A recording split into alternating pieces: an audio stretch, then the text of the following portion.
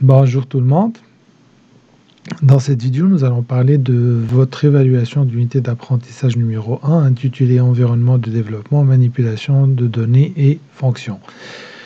Dans cette évaluation, vous avez eu deux exercices et un ensemble de consignes. Pour les consignes, toutes les données doivent être saisies à partir du clavier, ça c'est une obligation. Vous devez aussi respecter l'affichage présent dans les exemples. Vous devez ajouter les commentaires pour que je peux comprendre la démarche que vous avez entreprise. Et bien sûr, vous devez ajouter l'entête pour identifier chacun de vos fichiers que vous allez transmettre. L'évaluation comportait deux exercices. Donc l'exercice numéro 1 est le suivant. On vous a demandé d'écrire un programme Java qui permet de convertir une température qui est en degrés Celsius vers une température en degrés Fahrenheit. La température en degrés Celsius est saisie à partir du clavier, ça on l'a déjà dit dans les consignes. Et vous pouvez utiliser la formule ci-dessus pour faire la conversion. Donc la formule qui a été donnée, c'est une formule qui permet de partir d'une température en degrés Fahrenheit et de calculer la température en degrés Celsius. Mais ce qui a été demandé dans l'énoncé, c'est de partir d'une température en degrés Celsius et donner son équivalent en degrés Fahrenheit. Donc il faut changer la formule présente dans l'énoncé de telle façon à avoir F, qui est la température en degrés Fahrenheit, égale quelque chose fois la température en degrés Celsius. Donc il faut appliquer la même formule, mais dans le sens inverse. Et c'est ce qu'on va faire dans la résolution de l'énoncé. Donc vous aurez à saisir tout d'abord une donnée à partir du clavier. Cette donnée, c'est la température en degrés Celsius. Donc c'est cette température-là. Et vous allez appliquer la formule pour calculer la température en degrés Fahrenheit et vous allez afficher le résultat de cette façon. Très bien. Donc là, ce que j'ai fait, j'ai créé une nouvelle classe que j'ai appelée exercice 1 dans laquelle j'ai mis la méthode main et je vais commencer à documenter. Donc la première chose à faire, donc il faut dire chaque ligne, ça représente quoi. Donc la première ligne, ça représente la déclaration d'une classe Java nommée exercice 1. Là, c'est la définition de la méthode principale. Comment l'a appelée? Méthode principale, point d'entrée de votre programme, fonction principale. Voilà, vous l'appelez comme vous voulez. L'essentiel, vous devez me montrer que vous savez c'est quoi cette méthode main que vous êtes en train d'écrire. Vous pouvez aussi donner la signification des mots public static void si jamais vous les connaissez. Et de la même chose, string args.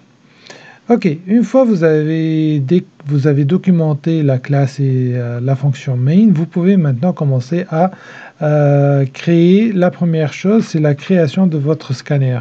Donc la première instruction, puisqu'on va lire à partir du clavier, on va déclarer déclaration et création d'un objet scanner.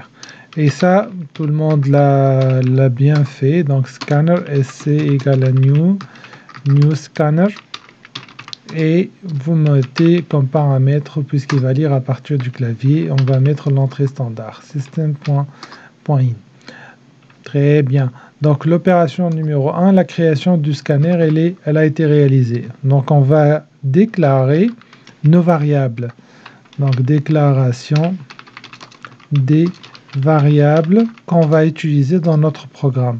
La première, c'est la déclaration de la température en degrés Celsius et la seconde, c'est la déclaration de la température en degrés Fahrenheit.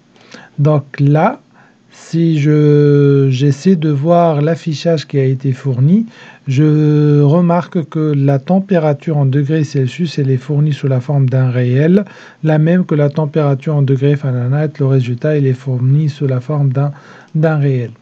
Donc ces deux variables-là vont être de type réel, donc vous pouvez soit mettre double, soit mettre float, les deux sont corrects.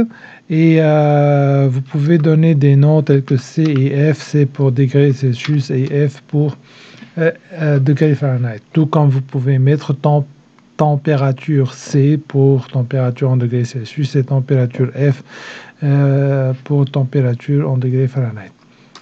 Ok, donc là ensuite il faut saisir C à partir du clavier.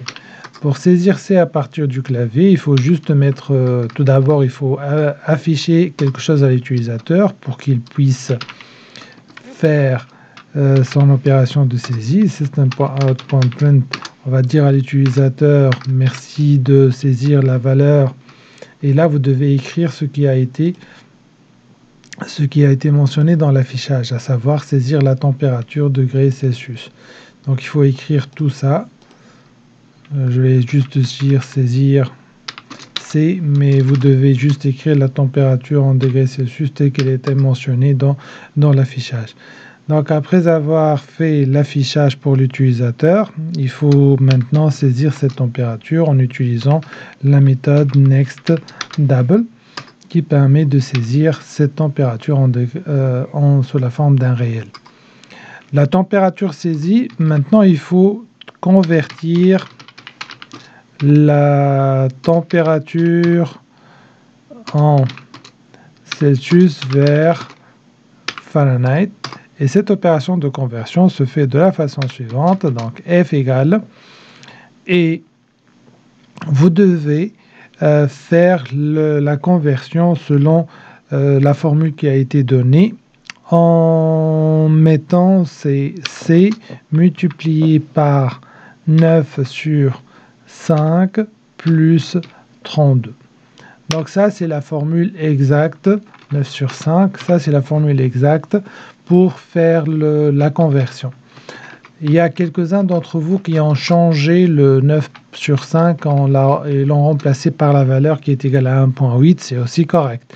Il y a d'autres qui ont divisé par 5 sur 9, ça c'est aussi correct.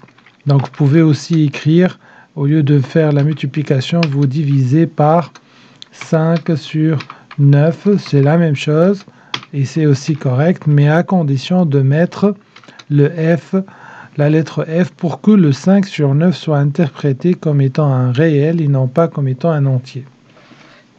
Ou bien 5 sur 9F, ou bien 5.0 sur F sur 9, vous mettez ce que vous voulez, l'essentiel, l'un des deux opérateurs, plutôt l'une des deux opérantes doit être un réel.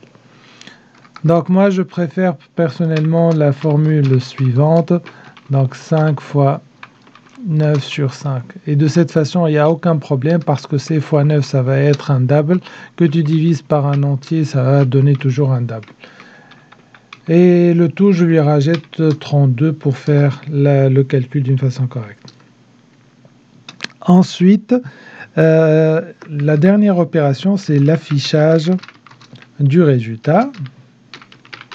Pour l'affichage du résultat, c'est tout simple, c'est system.out.println et vous mettez l'affichage qui a été mentionné dans votre énoncé, à savoir température en degrés Celsius égale température en degrés Fahrenheit.